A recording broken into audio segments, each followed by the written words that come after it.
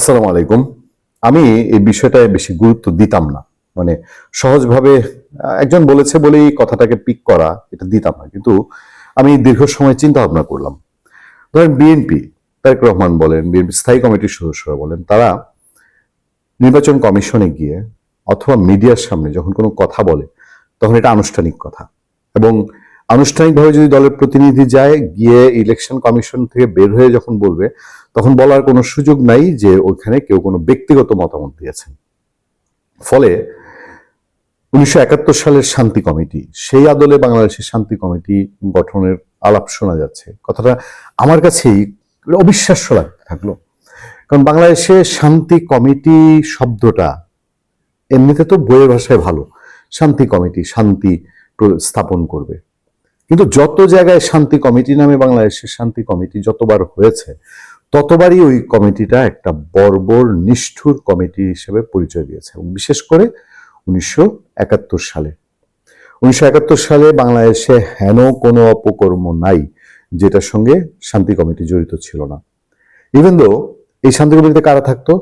এই শান্তি কমিটিতে 71 সালে দেশে যার যার অবস্থানে থেকে যাওয়া সেই সময়কার সম্ভ্রান্ত পরিবার, মুসলিম লীগ পরিবার, এই পরিবারগুলোকে মেনলি টপে রাখা হতো। হ্যাঁ, অনেক অনেক ক্ষেত্রে দেখা গেছে যে এলাকার মানুষ এলাকা ছেড়ে যায় নাই, তাকে রেখে দিয়েছে, কিন্তু সে করে নাই। কিন্তু কমিটিতে আর যারা যারা আছে তারা সব করেছে। খুন, ধর্ষণ, পাকিস্তানিদের হাতে সম্পদ তুলে দেওয়া, লুটতরাজ।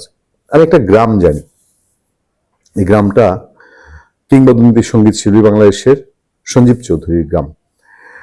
এই গ্রামটা আমি গিয়েছি, মাকালকান্দি আপনার হবিগঞ্জের বানিয়াচংয়ে।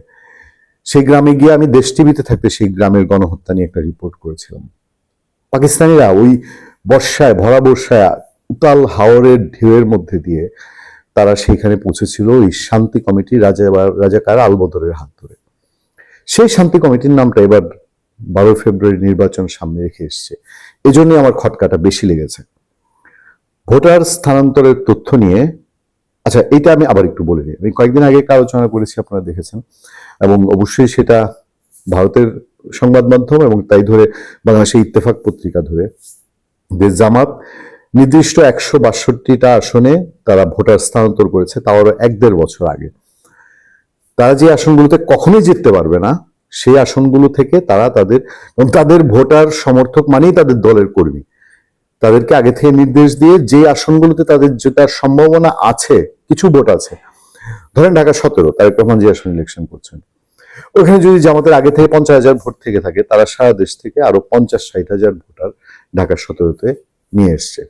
জামাত হিউজ টাকা, তাদের এমনিতেই টাকা আছে, বাংলাদেশের সবচেয়ে বড় ব্যবসায়ী চেইনটা এখন তাদের বিদেশি টাকা আসছে শোনা যায়। কখনো কখনো বিরোধীরা কেউ বলে, অভিযোগকারীরা বলে যে পাকিস্তানি টাকা, মিডল ইস্টের টাকা, তার্কির টাকা, মানে ইলেকশন ফান্ডের তার কোনো অভাব নেই। তাদের এমন এমন ব্যবসায়ী প্রার্থীও আছে, পুরান ঢাকায় আমরা নাম শুনি, সেই ব্যবসায়ী চাইলে পুরো ঢাকার সমস্ত আসনের নির্বাচনী খরচ মেটাতে পারে। আমরা তো শুনেছিও যে এনসিপি যে জামাতে জোটে গেছে, এনসিপি কেও একটা বড় অঙ্কের টাকা এবং নির্বাচনী খরচ দেওয়া হচ্ছে। এবং এইভাবে যেমন জামাতের আমির ডক্টর শফিকুর রহমান ঢাকা যে আসন ইলেকশন করছেন, ঢাকা 15, সেই কাজীপাড়া, শেরাপাড়া, ওই এলাকাটায়, সেখানেও নাকি, কারণ এর আগে ডক্টর শফিকুর রহমান সর্বোচ্চ ভোট পেয়েছেন 11,000 যখন ইলেকশন করেছেন। আর এবার তার জেতার আভাস পাওয়া যায়, কারণ হচ্ছে জামাত অনেক আগে থেকে টার্গেটেড ওই আসনটায় শফিকুর রহমান ইলেকশন করবেন। তার বাড়ি কিন্তু সিলেট, কিন্তু তিনি এখানে ইলেকশন করবেন, এখানে ভোটার এনেছে, এরকম একটা আলাপ আছে। যাকে এগুলো আমি এর আগের আলোচনায় বিস্তারিত বলেছি। এখন আবার বলি যে যেটা এবার আনুষ্ঠানিকভাবে বিএনপি বলছে, যে ভোটার স্থানান্তরের তথ্য নিয়ে প্রশ্ন তুলে বিএনপি স্থায়ী কমিটির সদস্য নজরুল ইসলাম খান বলেছেন, গত 1 থেকে 1.5 বছরে ঢাকা মহানগর সহ দেশের বিভিন্ন এলাকায় প্রচুর ভোটার স্থানান্তরিত হয়েছেন। বিশেষ বিশেষ কিছু এলাকায় অনেক নতুন ভোটার হয়েছেন, যেটা অস্বাভাবিক। এটা রোববার দুপুরে রাজধানী আগারগাঁয়ে নির্বাচন কমিশনারের সঙ্গে বৈঠক শেষে, প্রধান নির্বাচন কমিশনের সঙ্গে বৈঠক শেষে কথা বলেন নজরুল ইসলাম খান। ত্রয়োদশ জাতীয় সংসদ নির্বাচন সামনে রেখে কয়েকটি বিষয়ে অভিযোগ নিয়ে সিইসির সঙ্গে বৈঠক করে বিএনপির এই প্রতিনিধি দল। এরপরে আসেন, পরে বৈঠকে আলোচনার বিষয়াবলী সাংবাদিকদের সামনে তুলে ধরলেন নজরুল ইসলাম খান। তিনি জানান, ভোটার স্থানান্তরের বিষয়টি তারা তুলে ধরেছেন। এ বিষয়ে ইসি বলেছে এরকম বেশি হয়নি, কোনো আসনে 2-3 হাজারের বেশি স্থানান্তরিত হয়নি, তবে বিএনপি ইসির এই কথায় সন্তুষ্ট হতে পারেনি। বিএনপি কি বলছে যে নজরুল ইসলাম খান বলেন তারা নিশ্চিত জানেন প্রকৃতপক্ষে অনেক বেশি ভোটার স্থানান্তরিত হয়েছেন। যারা ইসিকে এ সংক্রান্ত তথ্য সরবরাহ করেছেন তারা সঠিক তথ্য দেননি। বিএনপি ইসির কাছে আসন ভিত্তিক ভোটার স্থানান্তরিত তথ্য জানতে চেয়েছে। এবার কি করবে বিএনপি? বিএনপি কি করণীয় আছে? বিএনপি কি সেই ভোটারদের আবার ওই আসন থেকে সরিয়ে দিতে পারবে, বা আইনত সেটা কতটুকু করতে পারবে? একটা কিন্তু সাংঘাতিক জটিল প্যাচের মধ্যে বিএনপি জড়িয়ে গেছে অলরেডি। এবং আমি বলবো যে জামাতের স্মার্ট কৌশলের কাছে বিএনপি এখন যদি টের পেয়ে থাকে এই মুহূর্তে বিএনপি বা ইলেকশন কমিশনের কিছু করার আছে কিনা, এটা একটা সাংঘাতিক রকম বোঝা নিশ্চয়ই বিএনপি, এবং বিএনপি আগে এটা ধরতে পারেনি, এখন নির্বাচনের 10 দিন আগে ধরেছে। ফলে কি হবে? বিভিন্ন জায়গায় নির্বাচনী আচরণবিধি লঙ্ঘনের ঘটনায় যথাযথ ব্যবস্থা নেওয়া হচ্ছে না বলে অভিযোগ করেন নজরুল ইসলাম খান। তিনি বলেন কেউ কেউ কোনো দলের পক্ষে বক্তৃতা করতে ধর্মীয় আবেগ ও বিশ্বাসকে আঘাত করছেন, কিন্তু ইসি কোনো ব্যবস্থা নিচ্ছে না। জামাত তো ইসলামী দলই, অনেক বছর তারা একসাথে নিয়ে চলেছেন, তারা তো ইসলামী বিষয়ে আসে। যেমন আমাদের আমি বলে দিয়েছে যে তার দলে কোরআন অ্যালাউ করে না, ফলে তার দলে কোনো নারী কখনো জামাতের আমির হতে পারবে না। এবং জামাতের মহিলা শাখা আজকে ইলেকশন কমিশনে গিয়ে তারা প্রেস কনফারেন্স করে বলেছে যে আমরা এটা যাই নেই জামাতে ইসলামী এসেছি, যে জামাতে কখনো মহিলারা আমির হতে পারবে না।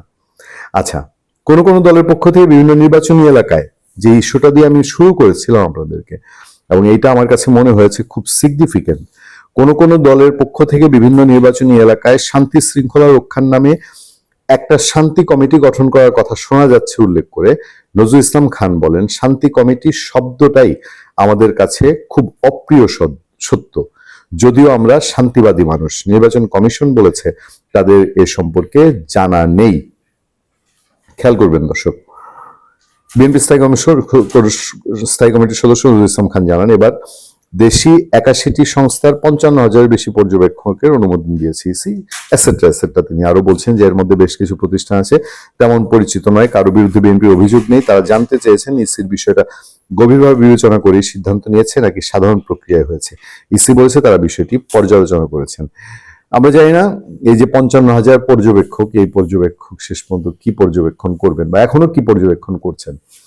আসুন আমরা সেই শান্তি কমিটির দিকে যাই।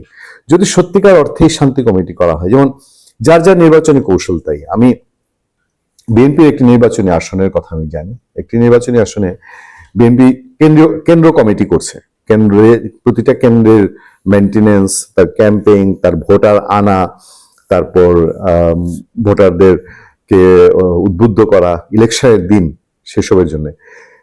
ম্যাক্সিমাম কেন্দ্র কমিটি তারা সনাতন ধর্মাবলম্বী মানুষ, যারা সে বিএনপি করুক আর না করুক, তাকে সে ওই কেন্দ্র কমিটির প্রধান রাখছে। এতে করে বিএনপি হিসাব হলো যে বিএনপি সেই সনাতন ধর্মাবলম্বী সে নিজেও ভোট দিতে যাবে, এবং তার সনাতন ধর্মাবলম্বী অন্য যারা আছেন, যেহেতু তাদের মধ্যে আওয়ামী লীগের মতো মতাদর্শী বেশি, অন্যদেরকে সে নিয়ে আসতে পারবে। এরকম স্ট্র্যাটেজি, অনেক রকম স্ট্র্যাটেজি নির্বাচনের মাঠে শেষ মুহূর্তে খেলা হবে।